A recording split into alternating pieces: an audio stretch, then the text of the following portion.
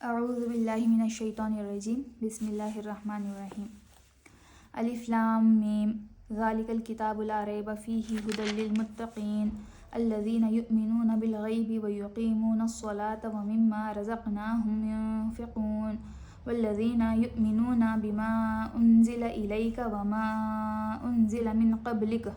وبالآخرۃ هم یوقنون اولئک علی ھدی من ربہم واولئک هم المفلحون ان الذین کفروا سواء علیہم انذرتهم ام لم تنذرهم لا یؤمنون ختم اللہ علی قلوبہم وعلی سمعہم وعلی ابصارہم غشاوۃ ولہم عذاب عظیم۔ الف لام میم،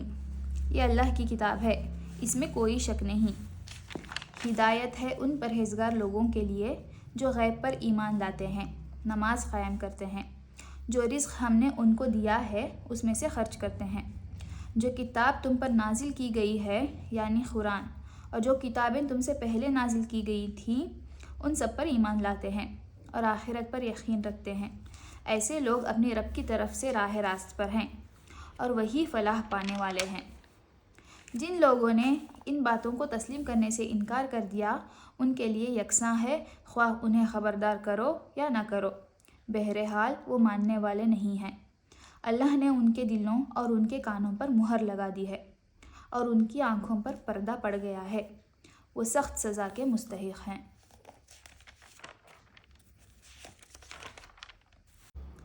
الف لام میم، یہ حروف مقطعات قرآن مجید کی بعض صورتوں کے آغاز میں پائے جاتے ہیں۔ جس زمانے میں قرآن مجید نازل ہوا ہے اس دور کے اسالیب بیان میں اس طرح کے حروف مقطعات کا استعمال عام طور پر معروف تھا۔ خطیب اور شعراء دونوں اس اسلوب سے کام لیتے تھے، چنانچہ اب بھی کلام جاہلیت کے جو نمونے محفوظ ہیں ان میں سے اس کی مثالیں ہمیں ملتی ہیں۔ اس استعمال عام کی وجہ سے یہ مقطعات کوئی چسیتا نہ تھے جن کو بولنے والے کے سوا کوئی نہ سمجھتا ہو، بلکہ سامعین بالعموم جانتے تھے کہ ان سے مراد کیا ہے۔ یہی وجہ ہے کہ قرآن کے خلاف نبی صلی اللہ علیہ وسلم کے ہم عصر مخالفین میں سے کسی نے بھی یہ اعتراض کبھی نہیں کیا کہ یہ بے معنی حروف کیسے ہیں جو تم بعض صورتوں کی ابتدا میں بولتے ہو، اور یہی وجہ ہے کہ صحابہ کرام سے بھی ایسی کوئی روایت منقول نہیں ہے کہ انہوں نے نبی صلی اللہ علیہ وسلم سے ان کے معنی پوچھے ہوں۔ بعد میں یہ اسلوب عربی زبان میں متروک ہوتا چلا گیا اور اس بنا پر مفسرین کے لیے ان کے معنی متعین کرنا مشکل ہو گیا، لیکن یہ ظاہر ہے کہ نہ تو ان حروف کا مفہوم سمجھنے پر قرآن سے ہدایت حاصل کرنے کا انحصار ہے اور نہ یہی بات ہے کہ اگر کوئی شخص ان کے معنی نہ جانے گا تو اس کے راہ راست پانے میں کوئی نقص رہ جائے گا، لہٰذا ایک عام ناظر کے لیے کچھ ضروری نہیں ہے کہ وہ ان کی تحقیق میں سرگرداں ہو۔ یہ اللہ کی کتاب ہے، اس میں کوئی شک نہیں۔ اس کا ایک سیدھا سادھا مطلب تو یہ ہے کہ بے شک یہ اللہ کی کتاب ہے، مگر ایک مطلب یہ بھی ہو سکتا ہے کہ یہ ایسی کتاب ہے جس میں شک کی کوئی بات نہیں ہے۔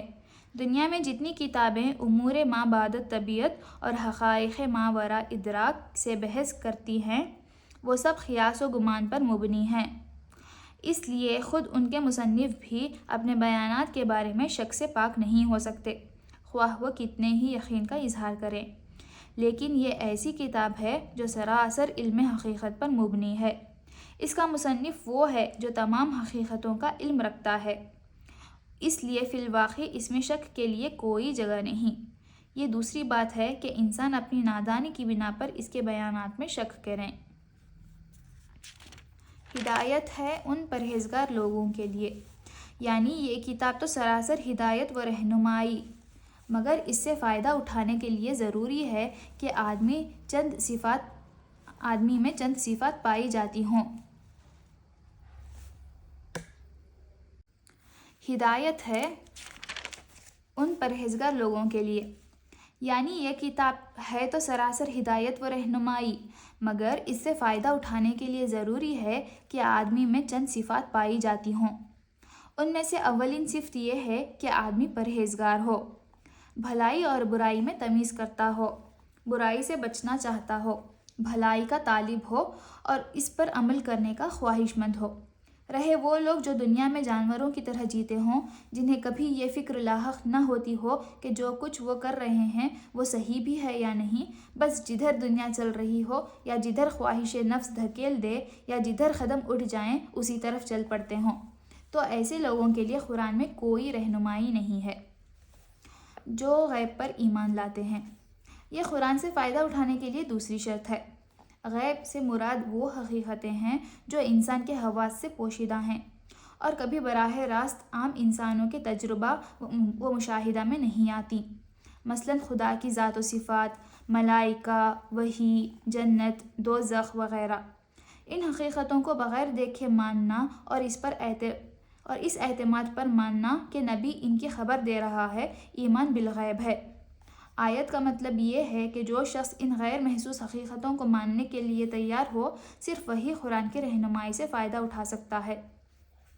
رہا وہ شخص جو ماننے کے لیے دیکھنے اور چکھنے اور سونگھنے کی شرط لگائے اور جو کہے کہ میں کسی ایسی چیز کو نہیں مان سکتا جو ناپی اور تولی نہ جا سکتی ہو، تو وہ اس کتاب سے ہدایت نہیں پا سکتا۔ نماز قائم کرتے ہیں۔ یہ تیسری شرط ہے۔ اس کا مطلب یہ ہے کہ جو لوگ صرف مان کر بیٹھ جانے والے ہوں وہ قرآن سے فائدہ نہیں اٹھا سکتے۔ اس سے فائدہ اٹھانے کے لیے ضروری ہے کہ آدمی ایمان لانے کے بعد فوراً ہی عملی اطاعت کے لیے آمادہ ہو جائے، اور عملی اطاعت کی اولین علامت اور دائمی علامت نماز ہے۔ ایمان لانے پر چند گھنٹے بھی نہیں گزرتے کہ مؤذن نماز کے لیے پکارتا ہے، اور اسی وقت فیصلہ ہو جاتا ہے کہ ایمان کا دعویٰ کرنے والا اطاعت کے لیے بھی تیار ہے یا نہیں۔ پھر یہ مؤذن روز 5 وقت پکارتا رہتا ہے، اور جب بھی انسان اس کی پکار پر لبیک نہ کہے، اسی وقت ظاہر ہو جاتا ہے کہ مدعی ایمان اطاعت سے خارج ہو گیا ہے۔ پس ترک نماز دراصل ترک اطاعت ہے، اور ظاہر بات ہے کہ جو شخص کسی کی ہدایت پر کاربند ہونے کے لیے ہی تیار نہ ہو، اس کے لیے ہدایت دینا اور نہ دینا یکساں ہے۔ یہاں یہ بھی سمجھ لینا چاہیے کہ اقامت صلاۃ ایک جامع اصطلاح ہے۔ اس کے معنی صرف یہی نہیں ہے کہ آدمی پابندی کے ساتھ نماز ادا کرے، بلکہ اس کا مطلب یہ ہے کہ اجتماعی طور پر نماز کا نظام باقاعدہ قائم کیا جائے۔ اگر کسی بستی میں ایک شخص انفرادی طور پر نماز کا پابند ہو، لیکن جماعت کے ساتھ اس فرض کے ادا کرنے کا نظم نہ ہو، تو یہ نہیں کہا جا سکتا کہ وہاں نماز قائم کی جا رہی ہے۔ جو رزق ہم نے ان کو دیا ہے اس میں سے خرچ کرتے ہیں۔ یہ قرآن کی رہنمائی سے فائدہ اٹھانے کے لیے چوتھی شرط ہے کہ آدمی تنگ دل نہ ہو، زرپرست نہ ہو، اس کے مال میں خدا اور بندوں کے جو حقوق مقرر کیے جائیں انہیں ادا کرنے کے لیے تیار ہو، جس چیز پر ایمان لایا ہے اس کی خاطر مالی قربانی کرنے میں بھی دریغ نہ کرے۔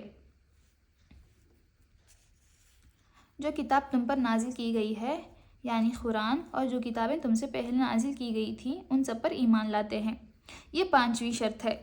کہ آدمی ان تمام کتابوں کو برحق تسلیم کرے جو وحی کے ذریعے سے خدا نے محمد صلی اللہ علیہ وسلم اور ان سے پہلے کے انبیاء پر مختلف زمانوں اور ملکوں میں نازل کیں۔ اس شرط کی بنا پر قرآن کی ہدایت کا دروازہ ان سب لوگوں پر بند ہے جو سرے سے اس ضرورت ہی کے قائل نہ ہوں کہ انسان کو خدا کی طرف سے ہدایت ملنی چاہیے، یا اس ضرورت کے تو قائل ہوں مگر اس کے لیے وحی و رسالت کی طرف رجوع کرنا غیر ضروری سمجھتے ہوں، اور خود کچھ نظریات قائم کر کے انہی کو خدائی ہدایت قرار دے بیٹھیں، یا آسمانی کتابوں کے بھی قائل ہوں مگر صرف اس کتاب یا ان کتابوں پر ایمان لائیں جنہیں ان کے باپ دادا مانتے چلے آئے ہیں۔ رہیں اسی سرچشمے سے نکلی ہوئی دوسری ہدایات تو وہ ان کو قبول کرنے سے انکار کر دیں۔